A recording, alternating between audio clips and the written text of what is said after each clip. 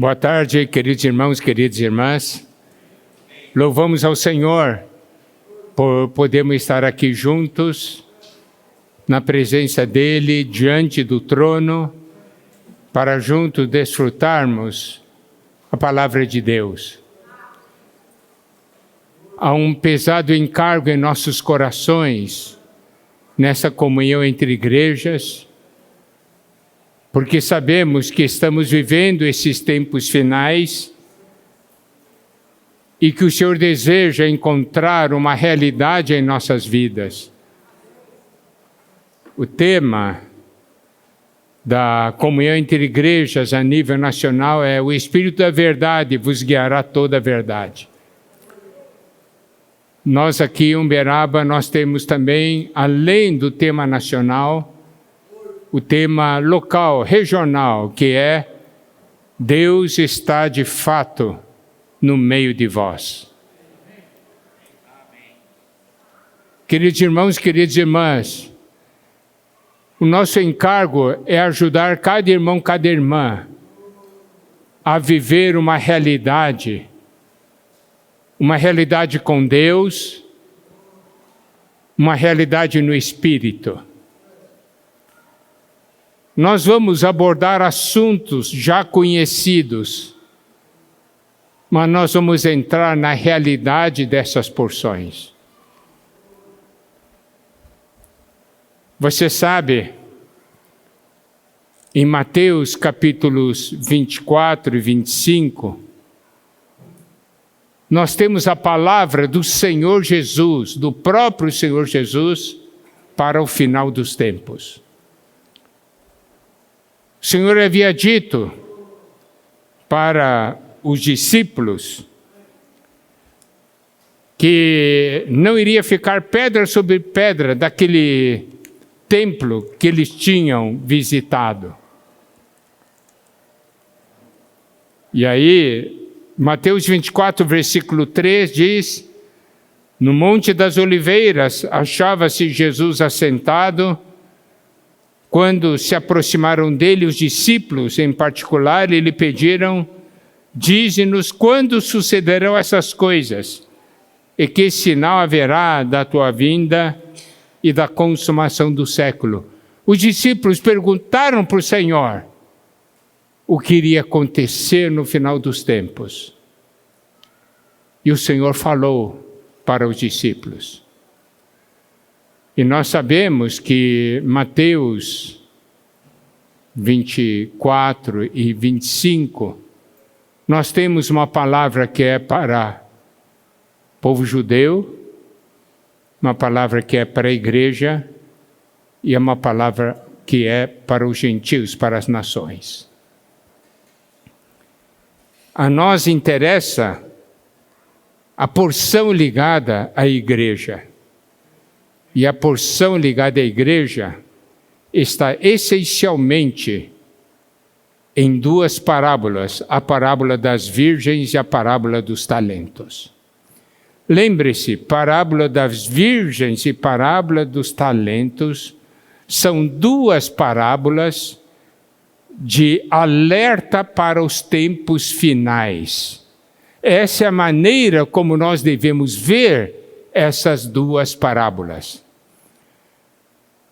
São parábolas que o Senhor dá a nós para que nós nos preparemos.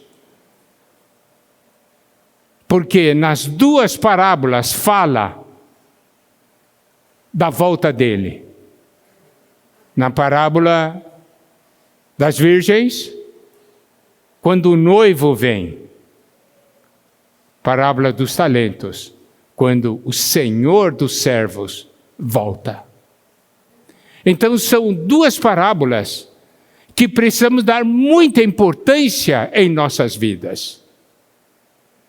Talvez nós tenhamos visto essas parábolas assim, simplesmente: que parábola interessante, sim, eu devo dar atenção. Mas são parábolas cruciais. E nós vamos então tocar em alguns pontos dessas parábolas para que o Senhor nos desperte e essas parábolas possam nos realmente preparar para a volta do Senhor. Primeiramente, a parábola das virgens diz assim: então o reino dos céus será semelhante a 10 virgens que, tomando as suas lâmpadas, saíram a encontrar-se com o noivo.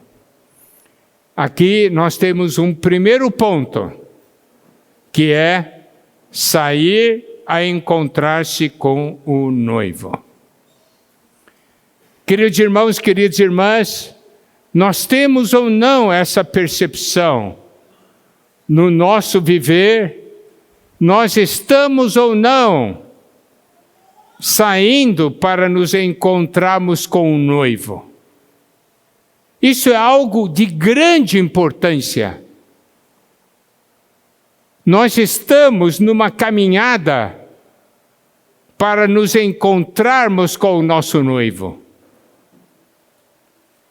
Essa é uma realidade espiritual que todos nós necessitamos. E o Senhor diz de uma maneira muito clara que dentre as virgens, que somos nós, haverá 2 grupos. Um grupo de nécias e um grupo de prudentes.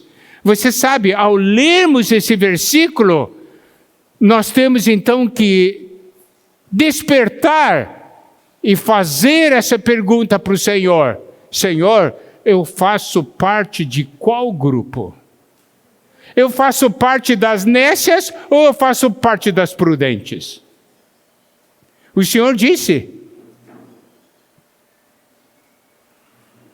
se nós olharmos aqui nesse caso, eu não estou falando de interpretação, eu estou levantando esse assunto. 10, 5 nécias, 5 prudentes, metade. Eu não estou dizendo que é exatamente a metade ou não é, eu estou levantando esse assunto. Se for metade, significa que nós estamos aqui, metade é virgem nécia. Estou dizendo, se for, e metade prudente.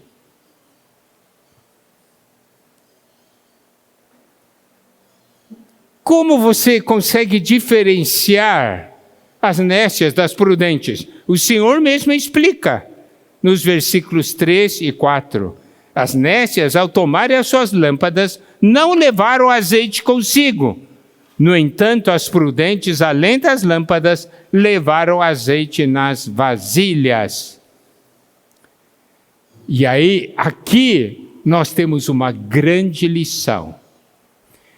Irmãos, essas coisas são dicas que o Senhor nos dá para nós nos prepararmos. Por quê? É certo que o noivo virá. É certo. Como você sabe quem é nécia e quem é prudente? As nécias não levaram azeite consigo. E as prudentes, além das lâmpadas, levaram azeite nas vasilhas.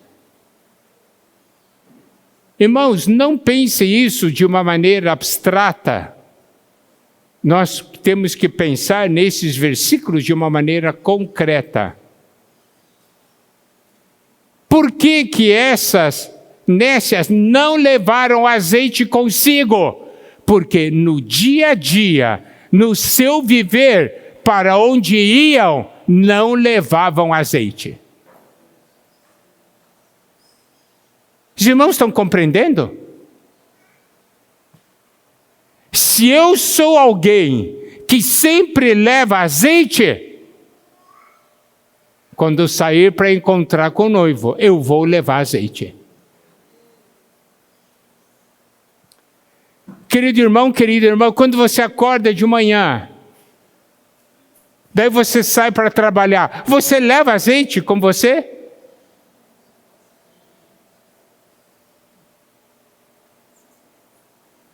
Quando você vai trabalhar, você leva azeite?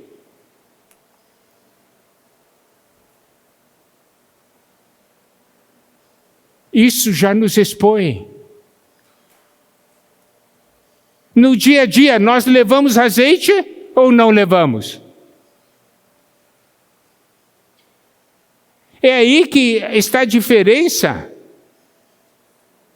É aí que está o ponto importante.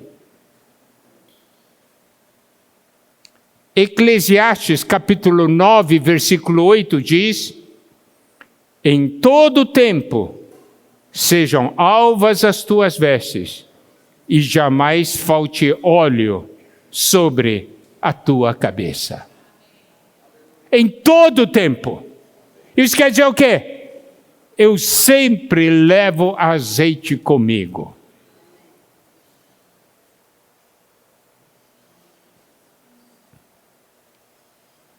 Mateus 25:5 diz: e tardando o noivo, foram todas tomadas de sono e adormeceram.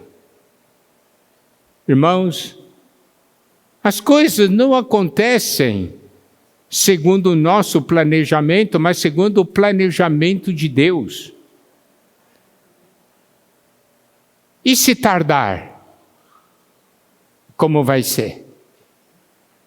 Adormeceram significa o quê?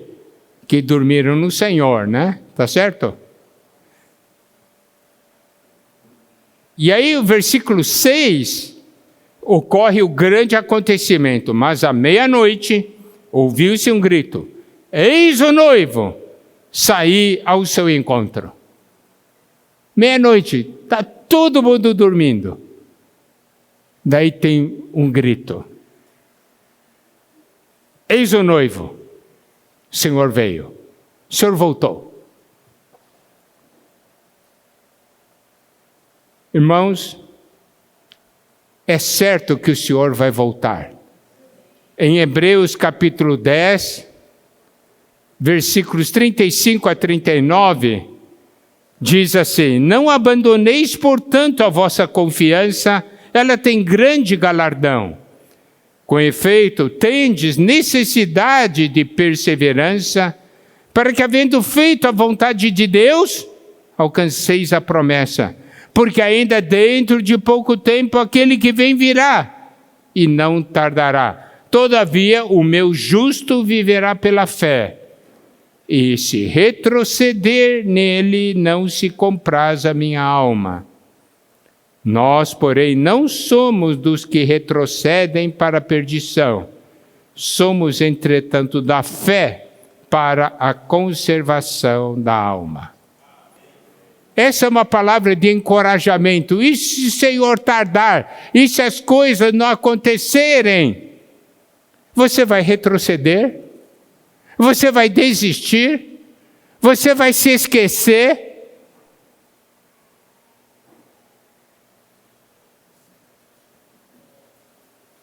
Nós precisamos de perseverança. No versículo 36 diz: para que, havendo feito a vontade de Deus, alcanceis a promessa. Bom, voltando ao versículo 7 de Mateus 25. Então se levantaram todas aquelas virgens e prepararam suas lâmpadas. E as nécias disseram às prudentes: dai-nos do vosso azeite, porque as nossas lâmpadas estão se apagando. Versículo 9, mas as prudentes responderam: não, para que não nos falte a nós e a vós outras, e diante aos que vendem e comprai-o. Então você pode ver, dormiram, significa morreram, certo? Esperaram, o Senhor não voltou, então morreram. Mas o que é interessante que nós precisamos compreender é que, quando o noivo chega, todas se levantam à ressurreição, certo? Mas preste atenção, a situação em que dormiram vai ser a situação em que irão quando acordar, encontrar quando acordar. Não pense de que, não, se eu não buscar o Senhor hoje, não tiver azeite hoje, depois eu vou dormir no Senhor e quando ressuscitar já vou estar bem. Não, você vai ressuscitar na mesma condição de falta de azeite.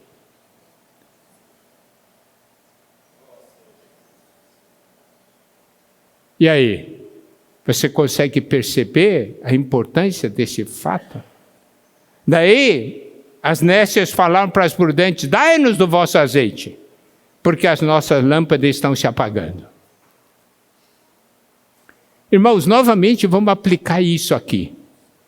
Eu quero fazer uma pergunta para você, querido irmão, querida irmã. Sua lâmpada está se apagando? Seja sincero com você mesmo. Ou você está brilhando intensamente?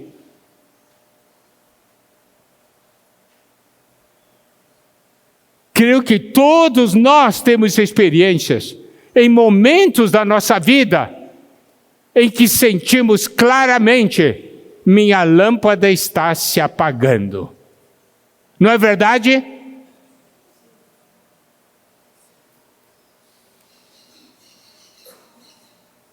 O Senhor quer nos despertar. Então olha só, você leva azeite para onde vai? Sua lâmpada está se apagando? Pode ser que humanamente, aos olhos dos homens, aos olhos do mundo, você esteja brilhando, mas eu estou falando diante do Senhor. Se você está frio, é porque está se apagando.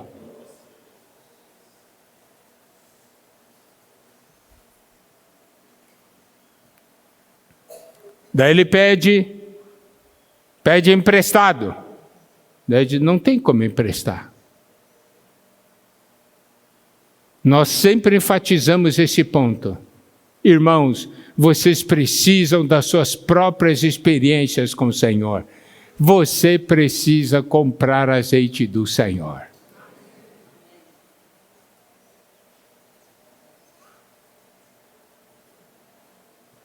Não tem como pedir emprestado. Talvez você ouça experiências de irmãos que levantam e dão testemunho. Você pode ouvir e diz: puxa, que bom. Daí você depois, quando você fala do testemunho desse irmão ou dessa irmã. Querido irmão, querida irmã, quando nós ouvimos um testemunho, nós devemos ir diante do Senhor e dizer: Senhor, eu quero ter as minhas experiências.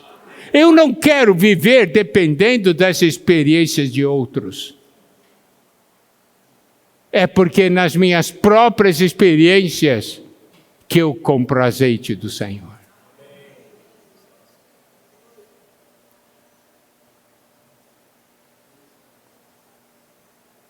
E nós sabemos então do resultado.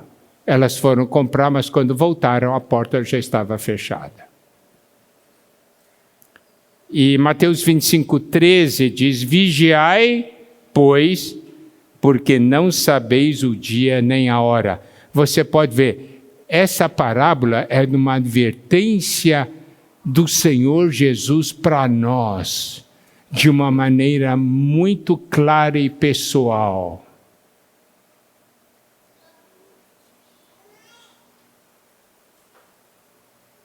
Em outras palavras, eu quero que vocês prestem atenção.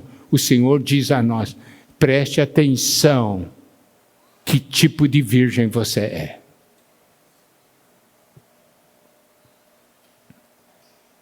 Os irmãos compreenderam esse alerta? Agora vamos ver a parábola dos talentos. Mateus 25:14 diz: pois será como um homem que, ausentando-se do país, chamou seus servos e lhes confiou seus bens. A um deu 5 talentos, a outro 2 e a outro 1, a cada um segundo a sua própria capacidade, e então partiu. Aqui nos mostra claramente que o Senhor é que dá os talentos para os seus servos, e todos os servos receberam talentos. Alguns mais, outros menos, segundo a cada um segundo a sua própria capacidade.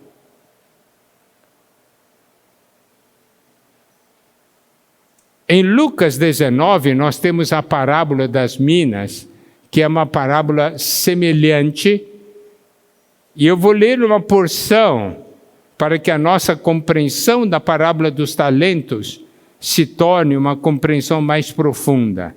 Lucas 19, versículos 12 e 13, diz assim: Então disse, certo homem nobre partiu para uma terra distante, com o fim de tomar posse de um reino e voltar.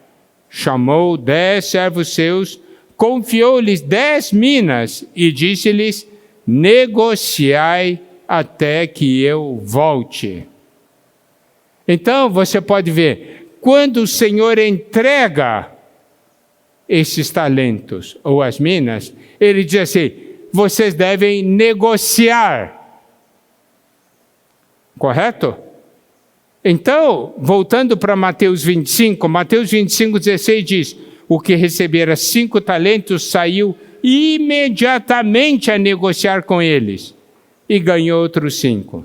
Do mesmo modo, o que recebera 2, ganhou outros 2. Mas o que recebera 1, saindo, abriu uma cova e escondeu o dinheiro do seu senhor. Olha só, o primeiro alerta do Senhor para nós foi na parábola das virgens. Vocês devem encher-se do Espírito. Se vocês não se encherem do Espírito, vão ter consequências. Correto? Então, querido irmão, o negócio da gente é exercitar o Espírito, se encher do Espírito, certo? Agora, na questão dos talentos. O Senhor deu talento, disse, agora vocês vão negociar. Foi uma ordem expressa do Senhor. Negocie.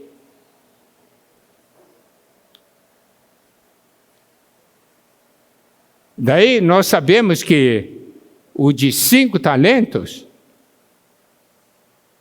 ganhou outros 5. Quem recebeu 2, ganhou outros 2. Eles imediatamente saíram para negociar. Obedeceram a palavra do Senhor. Só que teve outro que enterrou.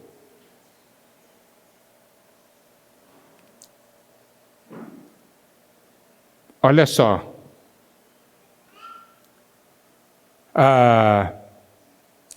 Mateus 25, 19 diz, depois de muito tempo, voltou o Senhor daqueles servos e ajustou contas com eles. Então o Senhor aqui mostra nisso aqui sobre a volta dele, certo? Ele é o Senhor que volta e ele deixa muito claro uma coisa. Eu vou ajustar contas com cada um. Correto? Essa parábola deixa isso muito claro. Você já pensou nisso? Você já pensou nisso? Como é que você vai prestar contas? Quantos talentos o Senhor deu a você? Quantos talentos? Eu não sei, você sabe.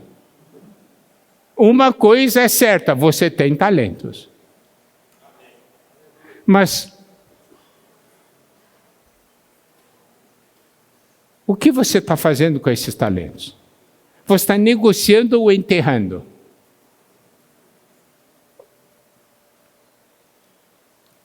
Você sabe qual é a lógica daquele que enterrou?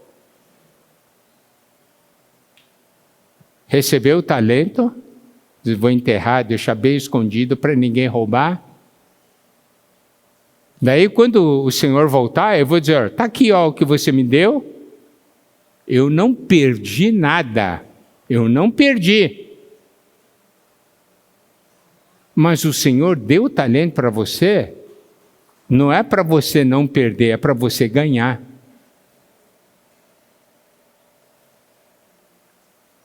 Porque é ligado à vida.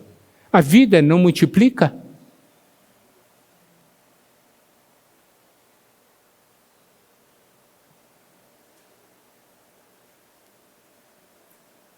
Daí o Senhor diz para aquele que enterrou, cumpria, portanto, que entregasse o meu dinheiro aos banqueiros, e eu, ao voltar, receberia com juros o que é meu. Isso quer dizer o quê? Ele conhece, ele sabe. Você tem um talento, você não se acha capaz, mas você pode se juntar aos outros e fazer multiplicar. Eu quero perguntar para você, querido irmão, querida irmã, como você está vivendo a vida da igreja? Com talento enterrado ou usando os seus talentos para o Senhor? Preste atenção, você não ganha talentos para si, você ganha para o Senhor.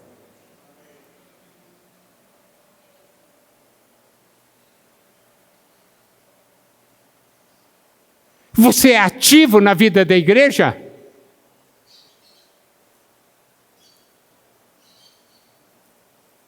Não, deixa os outros irmãos fazerem.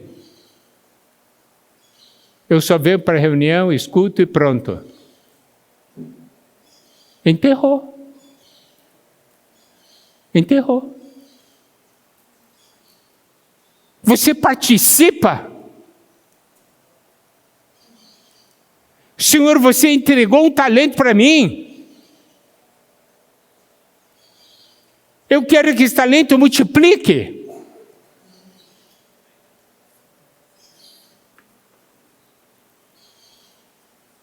Sempre você pode encontrar um irmão, também de um talento, e vocês dois juntos podem fazer multiplicar. Correto?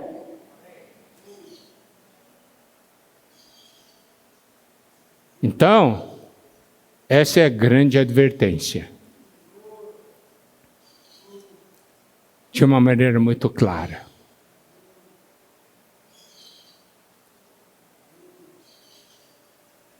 Levar azeite, ter azeite, comprar azeite.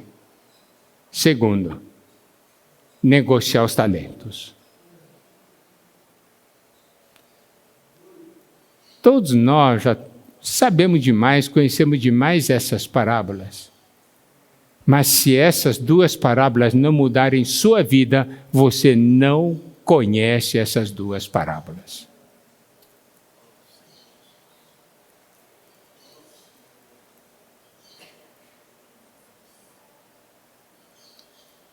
Essa aqui é uma palavra inicial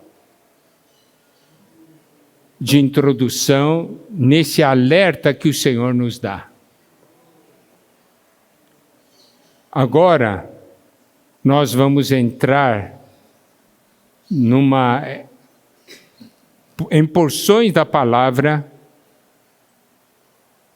que vão nos levar para vivermos a realidade do corpo de Cristo, que é muito importante.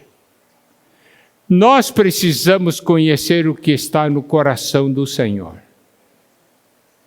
Se você sabe o que está no coração do Senhor, você vai viver para a vontade dEle. Correto? Então, vamos ver Mateus 16, versículo 18, que diz assim: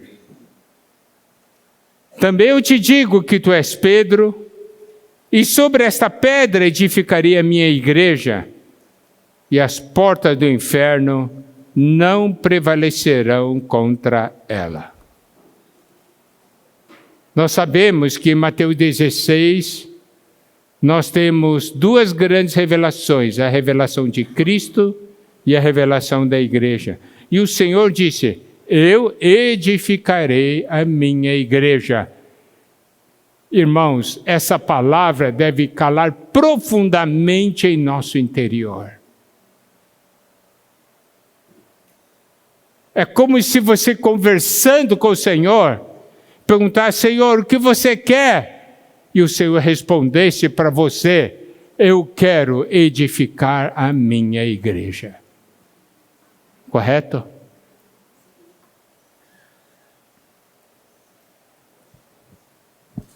E é muito importante que nós percebamos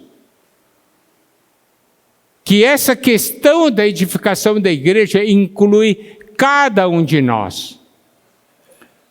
Nós vimos aquelas duas parábolas das virgens e dos talentos. E isso deve ser uma realidade em nossas vidas. Para quê? Para que o propósito de Deus se torne realidade.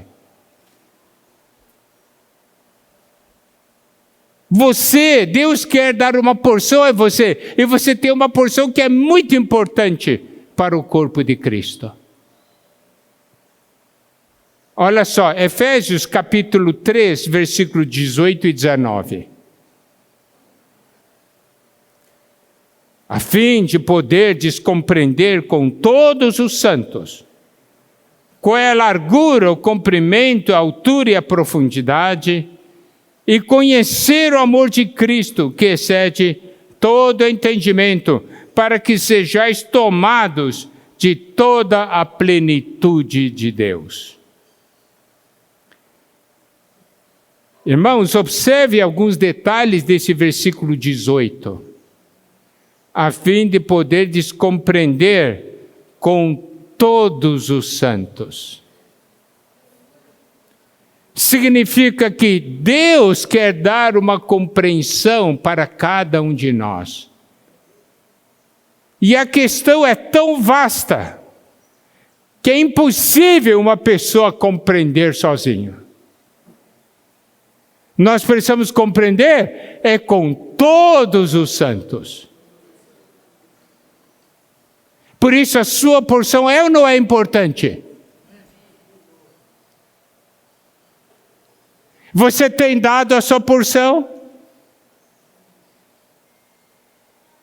O inimigo quer sempre nos enganar, quer impedir que a gente veja a nossa importância para o Senhor e para o corpo de Cristo.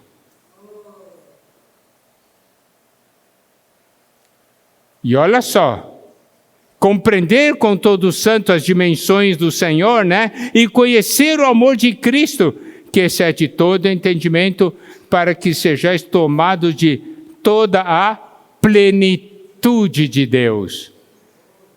É somente no corpo que há plenitude de Deus.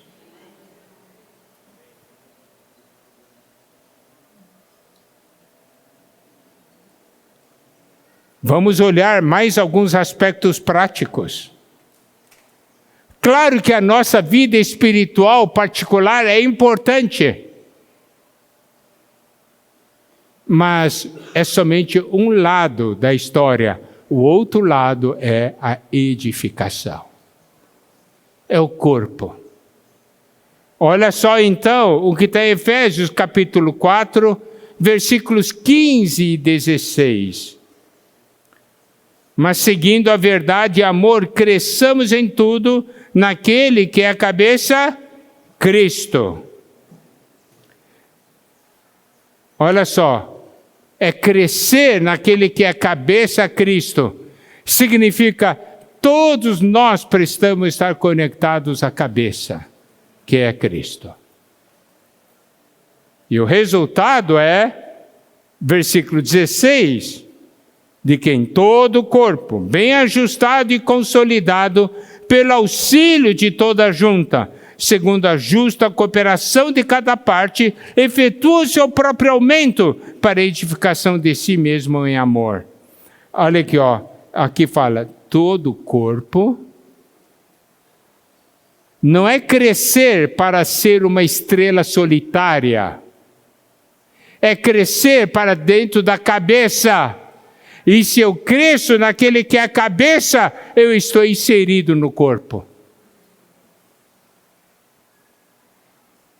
Aqui fala, bem ajustado, consolidado, pelo auxílio de toda a junta. Segundo a justa cooperação de cada parte, efetua o seu próprio aumento para a edificação de si mesmo em amor. Olha só, queridos irmãos, queridas irmãs, aqui nos mostra que Deus quer o corpo tendo Cristo como cabeça e não dependendo de um homem.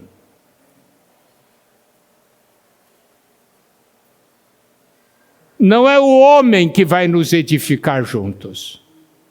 Só cabeça que é Cristo é que pode nos edificar juntos.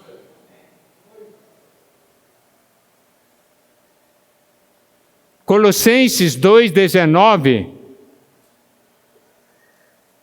ele diz assim, e não retendo a cabeça. É porque ele é uma continuação de versículos anteriores.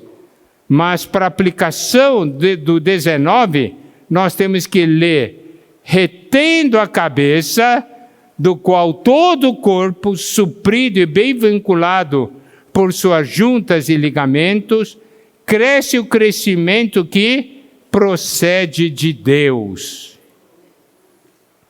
Viu? Ao corpo, suprido e bem vinculado por suas juntas e ligamentos. Não é um corpo suprido por um homem.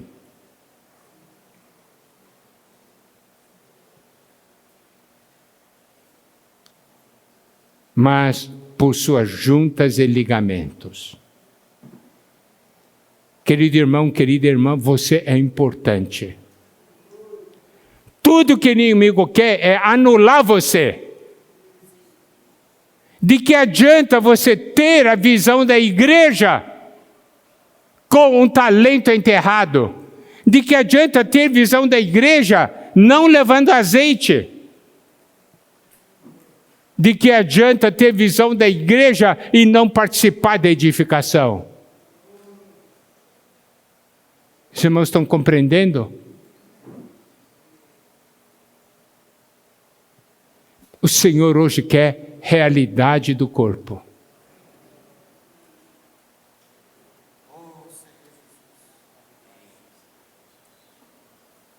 Em Efésios capítulo 2, versículo 20 até 22 diz assim: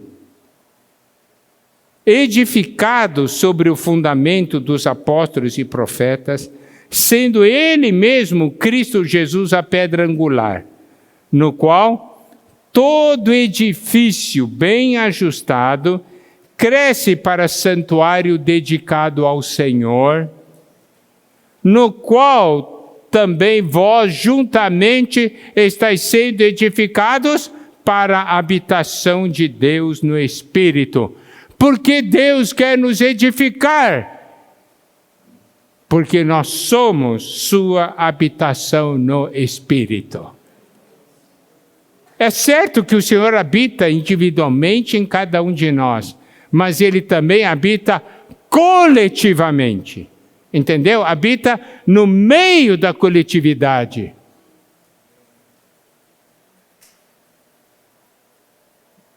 Olha só, um edifício que cresce para santuário dedicado ao Senhor. Edificados para a habitação de Deus no Espírito. E você é parte disso.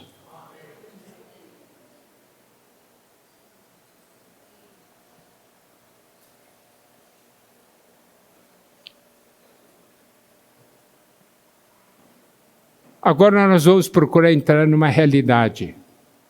Deus quer habitar no meio do seu povo, certo? Fala de habitação de Deus no Espírito, não é? Nós estamos sendo edificados para a habitação de Deus no Espírito. Daí nós temos a figura do tabernáculo, correto? Mas vamos ver Hebreus capítulo 8, versículos 1 até 5. Ora, o essencial das coisas que temos dito é que possuímos tal sumo sacerdote que se assentou à destra do trono da majestade nos céus, como ministro do santuário e do verdadeiro tabernáculo que o Senhor erigiu e não o homem. Pois todo sumo sacerdote é constituído para oferecer tanto dons como sacrifícios, Por isso era necessário que também esse sumo sacerdote tivesse o que oferecer. Ora, se ele estivesse na terra, nem mesmo o sacerdote seria, visto existirem aqueles que oferecem os dons segundo a lei. Versículo 5. Olha, isso é importante. Os quais ministram em figura e sombra das coisas celestes, assim como foi Moisés divinamente instruído, quando estava para construir o tabernáculo, pois diz ele, vê que faças todas as coisas de acordo com o modelo que te foi mostrado no monte. Então nós podemos ver, o tabernáculo que o povo de Israel tinha, era uma figura, era sombra de algo celestial. E Hebreus 8:2 diz que Cristo hoje é ministro do santuário do verdadeiro tabernáculo. Então existe uma realidade de tabernáculo. Aquele tabernáculo de Israel era somente uma sombra. E hoje existe uma realidade. E nós temos que estar vinculados a essa realidade. Por isso, nosso desejo é falar um pouco de, não é saber sobre o tabernáculo, é como nós podemos viver o tabernáculo.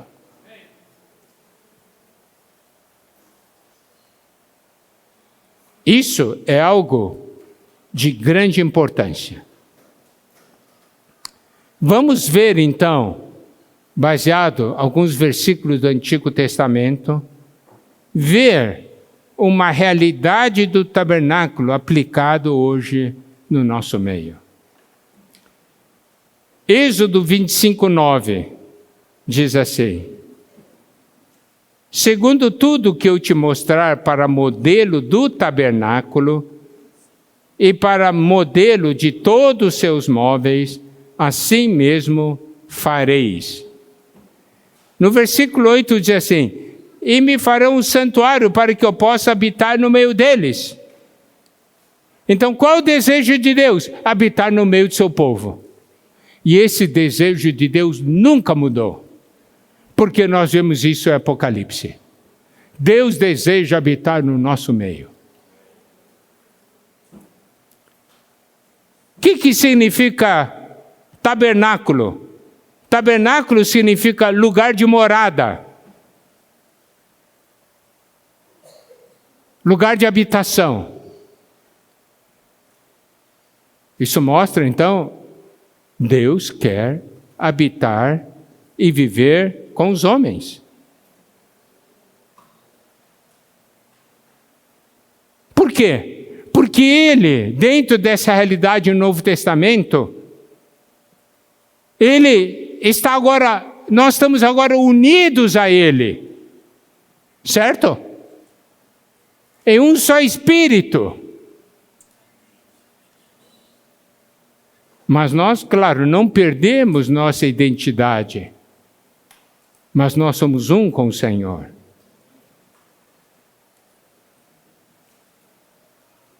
Por quê? Porque Deus quer um lar.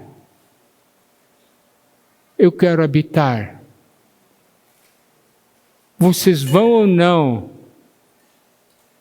me ajudar a edificar para que eu possa habitar no meio de vocês?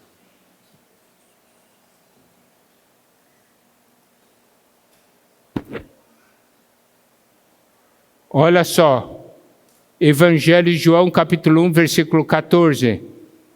E o Verbo se fez carne e habitou entre nós, cheio de graça e de verdade, e vimos a sua glória, glória como do unigênito do Pai. Esse verbo, essa palavra habitou, é a palavra tabernáculo em forma de verbo, tabernaculou. Irmãos, não é uma questão de doutrina sobre a igreja. Precisamos tocar na realidade. Deus quer morar conosco. Olha só, 1 Timóteo capítulo 3, versículo 15. Para que se eu tardar, fique ciente de como se deve proceder na casa de Deus, que é a igreja do Deus vivo, coluna e baluarte da verdade. Casa de Deus, que é a igreja do Deus vivo. Nós estamos aqui para sermos casa de Deus.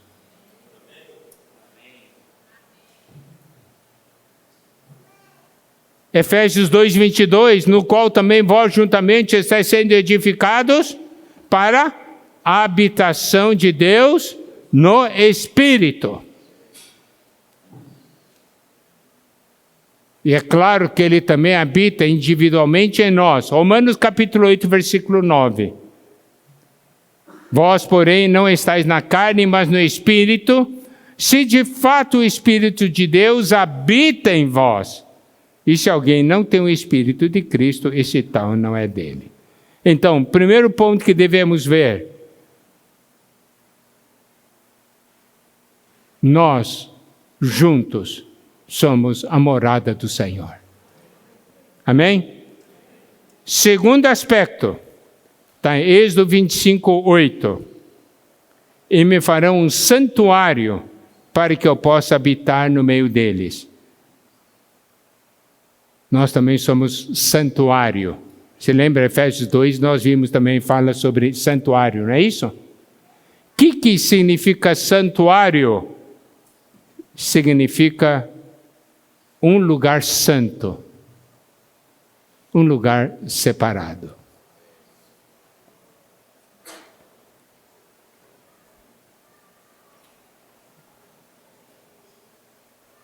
A nossa casa deve sempre ser um lugar separado, um lugar santo. A casa de Deus, nós também da mesma forma. Por quê? Porque a nossa casa é a nossa casa. É diferente de todos os outros lugares. Não é? Não é um lugar que qualquer um entra.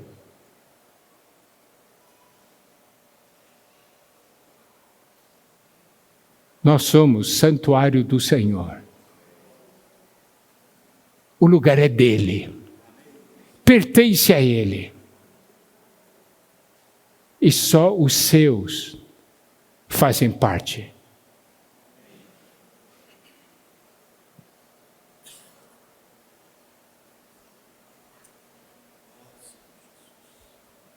Irmãos e irmãs, pelo fato de nós não conhecermos que nossa casa tem que ser um santuário, estou falando nossa casa pessoal, muitas famílias são destruídas, porque deixaram qualquer coisa entrar. Nunca tomaram a sua casa como lugar santo.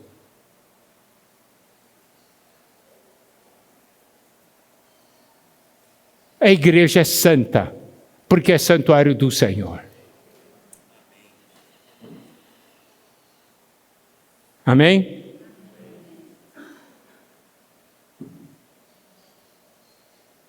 O tabernáculo também, mais um aspecto, é um testemunho.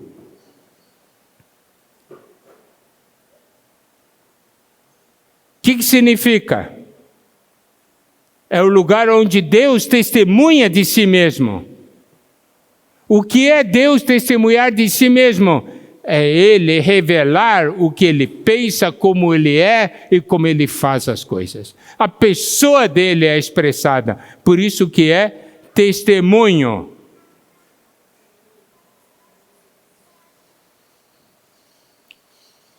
Quando você vai na casa de uma pessoa, você descobre como a pessoa é. Correto? A sua casa é o seu testemunho. O tabernáculo é o testemunho de Deus. Olha só, Números 1:50. Primeira parte. Mas incumbe tu, os levitas, de cuidarem do tabernáculo do testemunho.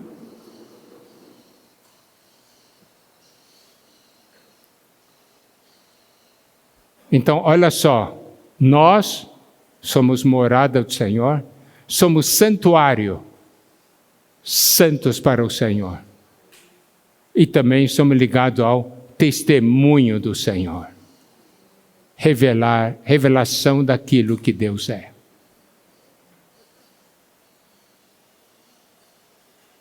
E nesse tabernáculo testemunho, mas há outros itens. Êxodo 31, 18, e tendo acabado de falar com ele no Monte Sinai, deu a Moisés as 2 tábuas do testemunho, tábuas de pedra escritas pelo dedo de Deus. Êxodo 25, 22. Ali virei a ti de cima do propiciatório, do meio dos 2 querubins que estão sobre a arca do testemunho. Falarei contigo acerca de tudo que eu te ordenar para os filhos de Israel. Então você pode ver, tabernáculo do testemunho, as tábuas do testemunho e a arca do testemunho. É para expressar Deus. Irmãos, isso é vida da igreja.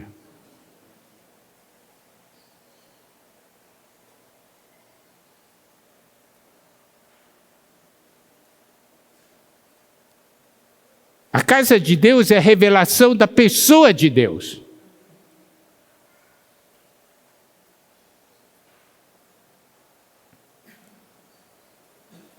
Isso é algo que é muito importante, certo? Quarto aspecto, a tabernáculo é chamado também, é conhecido como a tenda do encontro ou o lugar de encontro. Significa o lugar de comunhão. Êxodo 25, 22. Ali virei a ti, e de cima do propiciatório, do meio dos 2 querubins que estão sobre a arca do testemunho, falarei contigo acerca de tudo que eu te ordenar para os filhos de Israel. Números 17, 4. E os porás na tenda da congregação perante o testemunho, onde eu vos encontrarei. É também o lugar de encontro com Deus. Correto? Isso aí é algo muito importante. Por isso, irmãos, nossa visão tem que ser uma visão prática, não uma visão doutrinária.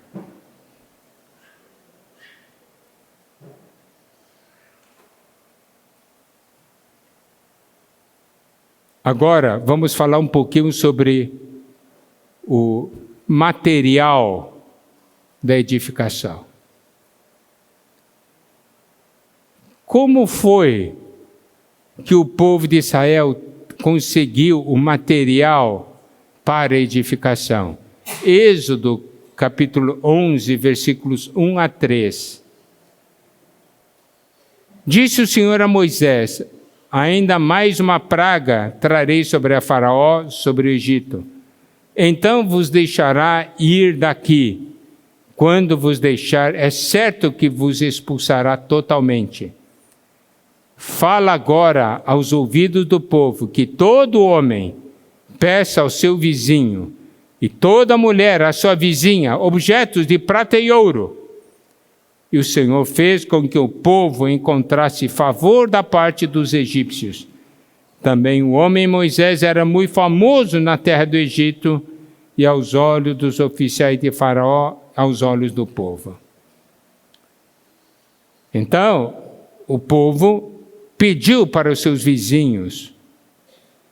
E agora, Êxodo, capítulo 12, versículos 35 a 36. Fizeram, pois, os filhos de Israel, conforme a palavra de Moisés, e pediram aos egípcios objetos de prata e objetos de ouro e roupas. E o Senhor fez que seu povo encontrasse favor da parte dos egípcios, de maneira que estes lhes davam o que pediam e despojaram os egípcios. Querido irmão, querida irmã, o povo sofreu bastante nas mãos dos egípcios, não é? Assim como hoje nós sofremos diante de dificuldades, diante de tribulações que nós passamos. Mas é no meio dessa dificuldade, coisa que passamos, quando nós vamos ao Senhor, o Senhor nos dá dele mesmo. É no meio de todos esses problemas que algo é constituído em nós. Os irmãos compreendem? Nós temos ouvido muitos irmãos e irmãs falarem, temos passado por muitas tribulações nesse último ano que passou. Irmãos, se essas tribulações não produziram material para edificação, passamos em vão. É a partir das nossas experiências diárias com Cristo é que o material de edificação é produzido.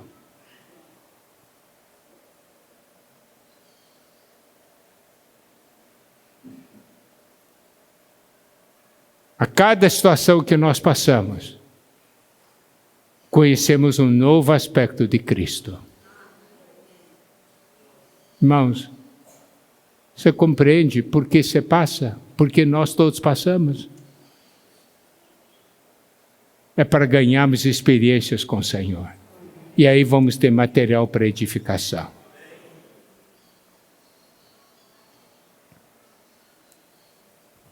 Agora, um outro ponto importante. Não sei se os irmãos se lembram, quando nós estudamos o livro de Números, né? Falamos sobre a ordem do acampamento, não é isso? As tribos, eles eram agrupados, né? Havia 4 grupos de 3, tá certo? Então, cada um desses acampamentos ficava em um dos lados do tabernáculo. O tabernáculo ficava no centro. Aqui existe um ponto que precisamos ver o seguinte. Para que o tabernáculo esteja no meio do povo, é necessário deixar lugar para o tabernáculo. Se você ocupar toda a área, não tem lugar para o tabernáculo. Então, querido irmão, querida irmã, você deixa ou não um espaço para Deus? Ou o seu interior está ocupado por todas as coisas?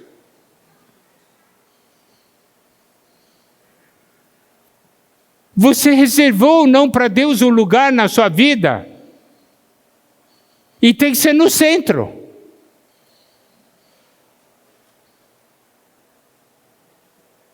Assim nós podemos desfrutar da sua presença.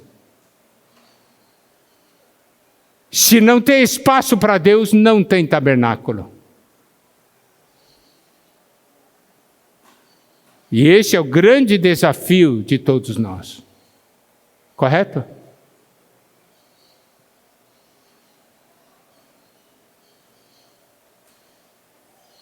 Se Deus não está presente em nossas vidas, qual é o sentido das nossas vidas?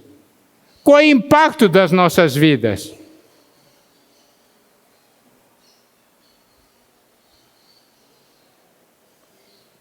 Que possamos reservar o lugar de Deus. E o lugar mais importante, no centro. Amém? Nós vamos continuar essa palavra. Espero que nessa tarde, queridos irmãos, queridas irmãs, você tenha visto algo. O Senhor fala conosco porque Ele nos ama. E Ele nos escolheu para vivermos essa realidade. Vamos ser fiéis ao Senhor. Amém?